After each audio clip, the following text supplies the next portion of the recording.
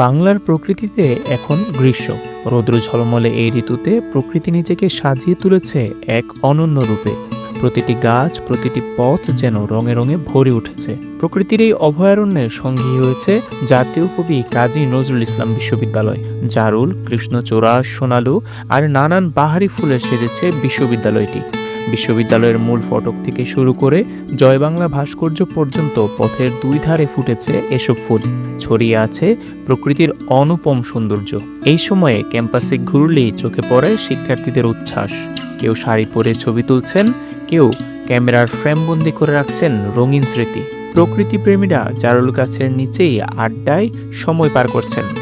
Bundle থাকলে প্রতি সেনমানিতে টাকা বাঁচবে। বিকাশ সেনমানি বান্ডেল কিনে জিতুন প্রতি লেনদেনে। শুধু ছবি তোলা আর আড্ডাই নয়, এই ফুলের সৌন্দর্য যেন শিক্ষার্থীদের মাঝে সৃষ্টি করেছে এক প্রাকৃতিক প্রশান্তি। সবাই ছবি তুলতে আসছে, বাইরে থেকে মানুষজন দেখতে আসছে। মানুষ দেখতেও ভালো লাগছে, ফুল দেখতেও ভালো লাগছে। এই গাছগুলাতে যে ফুলগুলা ফুটছে সেগুলো বিশ্ববিদ্যালয়ের সৌন্দর্যকে আরো দ্বিগুণ বাড়িয়ে তুলছে। এবং আমাদের যে ক্লাস শেষে গাছের নিচে বসে আড্ডা দেওয়া, ফুলের নিচে এগুলো আসলে সব মিলিয়ে খুব ভালোই লাগে। বসন্ত এবং গ্রীষ্ম এই দুইটা যে ঋতু, এই ঋতুতে আসলে ফুল ফুটে এমন মানে ক্যাম্পাসটা এমন ভাবে সেজে যায়, মনে হয় যে আমরা ফুলের মধ্যে হারিয়ে গেছি।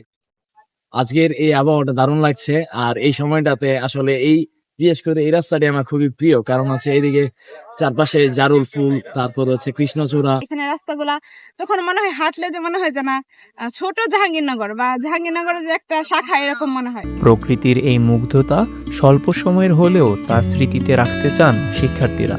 এক বছরের অপেক্ষায় আবারও দেখা মিলবে এই ফুলের। শীত পেরিয়ে আবারও জারুল ফিরবে তার নিজস্ব রূপে।